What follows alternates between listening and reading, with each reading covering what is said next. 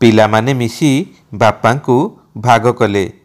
जानिच श्रीकांत बो घर तो बंटा सरिला काली मु बंटा हेबी तीन पुओं भितरे जमीबाड़ी घर पर बापा माँ तो बंटा हुंती तमें सेतिकी पुण्य करिथिल बोली ए सबु आगुरु चलीगल मु रहिली बांट हेबापाई।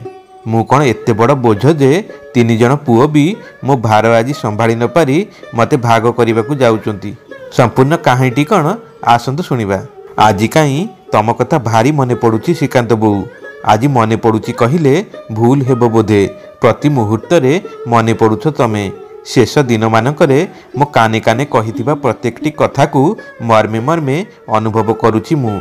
सतरे मु भारी स्वार्थपर निर्दय मनीषटा। जीवन रे खुशी टिके तुमको देई पारिलिनी। पुओ बोहू झील जुआई नाती नातुणी थिले भी बयसर ए सायान्न रे जीवन साथी बिना जीवनटा जे केते सुनसान नीरव ये निबुज कोठड़ी भितरे मु अनुभव करि पारुची। कांथ बाड़ सहित निज मनर व्यथा को बांटुची मु।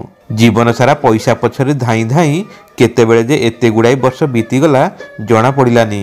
हेले पैसा कौन मु मो पई रोजगार करुथिली। तमर एका जिद आम पिला माने जेतिकी पढ़िबाकू चाहिबे आमे पढ़ाइबा। ए सुना गहना जागा बाड़ी कौन मिलिबो। स्कूल शिक्षकतार स्वल्प वेतन रे चारि चारोटी पिलांकू पढ़ाइबा कौन सहज थिला मो पई।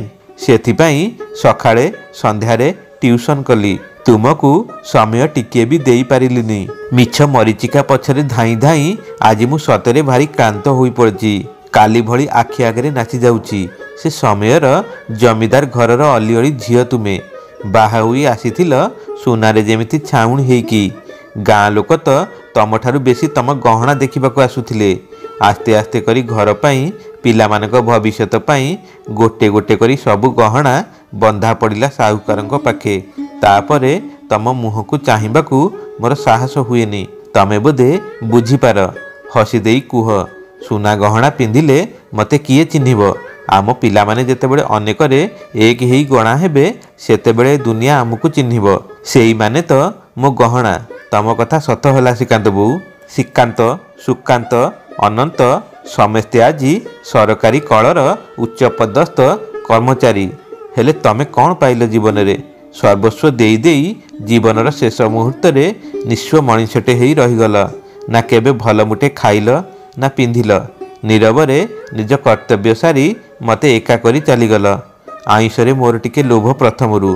तमे तो जानिछ सेथिपाई निजे आलू झोल नहीं तलू को तल करी मो कंसारे बेसी करी दियो सबुबेले।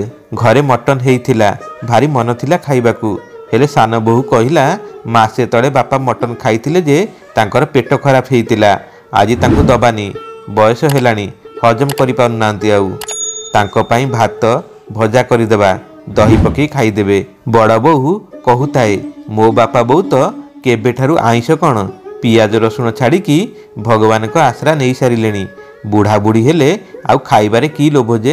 ता कथा शुणी मझिया बोहू भी चुप न रही भल कथा पदे कहला। मो बापा बो तो गोटे टंकार मेडिसिन भी खाई नांती आज पर्यंत। मॉर्निंग वॉक घर काम रे साहाय्य को खाइबारे कंट्रोल करदेले मेडिसिन रे हजार हजार टंका काई खर्च हेबो। तमे सबु बेले कुहना मते मु बोका किछि बुझी पारे ना। हेले ए सबु कथा जे मो पई थिला मु बुझी पारिली श्रीकांत बो। तमे नाहना मो पाखे एबे मु चालाक होई जाईची। हेले काहाकू किछि कहिनी मु। तमे कहि कि जाईच आज कालिका पिला तांको कथा धरिबनी कि रागिबनी। मो पिलांको अमंगल हेबो कहिदेली सेमानकू। आउ मते आईंष दबनी मु हजम करि पारुनी। भारी असुखी लागुची। जानिछ मो कथा शुणी सेमानक मुहरे हस खेलीगला। आउ गोटे कथा कहिबार थिला। ए घर आमर पुराणा कालिया घर हेलानी। पिला माने कौन भांगिकी नुआ डिजाइन घर करिवे बोली निज निज भितरे घर को तीन भाग करि देइछंती। सोना तो ता सासु घरे आसीथिला भाग बंटा बेले भाई मानकू बुझाउथला न भांगिबा पई घर। हेले जोठी मो कथार मूल्य पैसा कर नाही सेठी ता कथा बा किए आउ काहींकी भी शुणिब। तमे मोटे व्यस्त हबनी श्रीकांत बो। मु तम पिला मानकू जमा भी विरोध करूनी। हेले कौन करिबी कुह। तम भली तमे गढ़ी ए पत्थर कांथ गुड़ाक भी भारी दृढ़। जेते जहा हेले भी तमर लहू लुह आ बुंदा बुंदा झाड़ रे ତିଆରି ହୋଇଛି ନା, ସହଜରେ ଭାଙ୍ଗିବ ବା କେମିତି? କାଲି ତ ସେ ରାଜମିସ୍ତ୍ରୀ ଆସି ପାହାର ପରେ ପାହାର ପକାଉଥାନ୍ତି। କୁରାଢ଼ୀ ନିହାଣରେ ଗୋଟେ ଗୋଟେ ପାହାର ଯେମିତି ମୋ ଛାତି ଉପରେ ବାଜୁଥିଲା। ଭିତରୁ ତ ମୁଁ ଖଣ୍ଡ ଖଣ୍ଡ ହେଇଯାଉଥିଲି। ହେଲେ ତମେ ବ୍ୟସ୍ତ ହୁଅନି, ମୋ ଆଖିର ଟୋପେ ଲୁହ ବାହାରକୁ ବାହାରିବାକୁ ଦେଇନି। ପିଲାମାନଙ୍କର ଅମଙ୍ଗଳ ହେବ, କେବେ ତାଙ୍କ ଭୁଲ ପାଇ କାନ୍ଦିବନି। କହିଥିଲ ନା ତମେ ରାଣ ପକେଇ ପିଲାମାନଙ୍କୁ ବି ମୋ ପାଖକୁ ଛାଡ଼ୁନାହାନ୍ତି। କାଳେ ମୋ ପାଖକୁ ଆସିଲେ ସେମାନଙ୍କ ପାଠପଢ଼ାରେ ଡିଷ୍ଟର୍ବ ହେବ। ଜୀବନ ସାରା ହଜାର ହଜାର ପିଲାଙ୍କ ଭବିଷ୍ୟତ ଗଢ଼ିଥିବା ମଣିଷଟା କେମିତି ନିଜ ନାତି ନାତୁଣୀଙ୍କ ପଢ଼ା ନଷ୍ଟ କରିବ? ଭାବିଲ, ଲାଲାଟାକୁ ତ ସବୁବେଳେ ଥଣ୍ଡା, ନାକରୁ କଞ୍ଚା ପାଣି ବୋହି ପଡ଼ୁଛି। କାଲି ଗାମୁଛାରେ ତା ନାକଟାକୁ ପରିଷ୍କାର କରି ପୋଛି ଦେଲି ଯେ ସାନ ବୋହୂ ରାଗିକି ଫଁ ଫଁ ହେଲା। ଏମିତି କରିକି ଛୁଆର ଇନଫେକ୍ସନ୍ ହେଇ ସବୁବେଳେ ଥଣ୍ଡା। ଗାମୁଛାରେ ନାକ ପୋଛିଲେ କ'ଣ ଇନଫେକ୍ସନ୍ ହେଇଯାଏ ଶ୍ରୀକାନ୍ତ ବୋଉ? ବଡ଼ ହେବା ପର୍ଯ୍ୟନ୍ତ ତମ ପଣତ କାନି ପରା ଥିଲା ପିଲାଙ୍କର ସବୁ କିଛି ଖେଳି ସାରି ଧୂଳି ହେଲେ ପଣତ, ହାତ ଧୋଇ ସାରିଲେ ପୋଛିବାକୁ ପଣତ, ଖଣ୍ଡିଆ ହେଲେ ପ୍ରଥମ ରକ୍ତ ପୋଛା ହେବ ପଣତରେ, ପଙ୍ଖା ନଥିବା ବେଳେ ପଙ୍ଖା ହେବ ପଣତ, କେତେ ଝାଳ ସିଙ୍ଗାଣି ସବୁ ତ ସେଇ ପଣତରେ। ସେତେବେଳେ ତ ଆମ ପିଲାଙ୍କର କେବେ ଇନଫେକ୍ସନ୍ ହେଉନଥିଲା। ଏବେ ସବୁ କିଛିରେ ପରିବର୍ତ୍ତନ। ଜାଣିଛ ଶ୍ରୀକାନ୍ତ ବୋଉ, ଘର ତ ବଣ୍ଟା ସରିଲା। କାଲି ମୁଁ ବଣ୍ଟା ହେବି ତିନି ପୁଅଙ୍କ ଭିତରେ। ଜମିବାଡ଼ି ଘର ପରେ ବାପା ମା ତ ବଣ୍ଟା ହୁଅନ୍ତି। ତମେ ସେତିକି ପୁଣ୍ୟ କରିଥିଲ ବୋଲି ଏସବୁ ଆଗରୁ ଚାଲିଗଲ। ମୁଁ ରହିଲି ବାଣ୍ଟ ହେବା ପାଇଁ। କେଜାଣି କାଲି କ'ଣ ହେଉଛି, କାହା ଭାଗରେ କେତେ ଦିନ ପଡ଼ିବି ମୁଁ? ନା ବୃଦ୍ଧାଶ୍ରମର ଖଟିଆ ଅପେକ୍ଷା କରିଥିବ ମୋର ସ୍ୱାଗତ କରିବା ପାଇଁ। ଅପେକ୍ଷା କରିଥିବେ ମୋ ଭଳି ଅସହାୟ ବାପାମାନେ। ବେଳେ ବେଳେ ଭାବୁଛି, ଏକା ଏକା ଚାରି ଚାରୋଟି ପିଲାଙ୍କୁ ଏ ଦୁନିଆକୁ ଆଣି ଏତେ ବଡ଼ କରିବା ଭିତରେ ଆମେ ତ କେବେ ଭାଗ କରିନେ। ତମେ କ'ଣ ବଡ଼ ପୁଅକୁ 10 ମାସ ଆଉ ସାନକୁ 6 ମାସ ଗର୍ଭରେ ଧରିଥିଲ? ସାନକୁ ବେଶୀ ତମ ବକ୍ଷ ଚିରି କ୍ଷୀର ଦେଇଥିଲ, ଆଉ ମଝିଆକୁ ଦେଇନଥିଲ? ଗର୍ଭରେ ଥିବା ବେଳେ କିଏ ତମକୁ କେତେ ଗୋଇଠା ମାରିଥିଲା ହିସାବ କରିଥିଲ କି? ତାହେଲେ ଏମାନେ ଏମିତି କାହିଁକି ହେଲେ ଶ୍ରୀକାନ୍ତ ବୋଉ? ବେଳେବେଳେ ଭାରି ଅସହାୟ ଲାଗୁଛି। ତମେ ଥିଲେ ତମ କାନ୍ଧରେ ମୁଣ୍ଡ ରଖି କାନ୍ଦି ଦେଇଥିଲେ ହୁଏତ ସବୁ ଠିକ୍ ଲାଗିଥାନ୍ତା। ହେଲେ ଏବେ ଏ ବଖୁରିଆ କୋଠରୀଟା ବି ଯେମିତି ମୋତେ ଖାଇ ଗୋଡ଼ାଉଛି।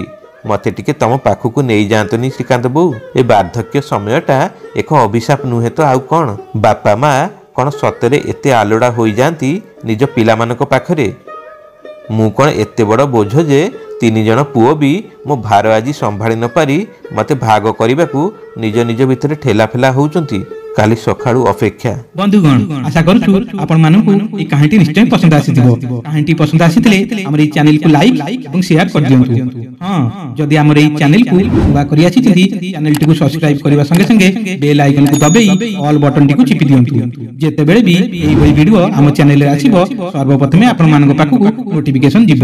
ପୁଣି ଦେଖା ହେବ ଆଗାମୀ ଭିଡ଼ିଓରେ ଆଉ ଏକ ନୂଆ କାହାଣୀକୁ ନେଇ। ସେତେବେଳେ ପର୍ଯ୍ୟନ୍ତ ରହୁଛୁ। ଜୟ ଜଗନ୍ନାଥ।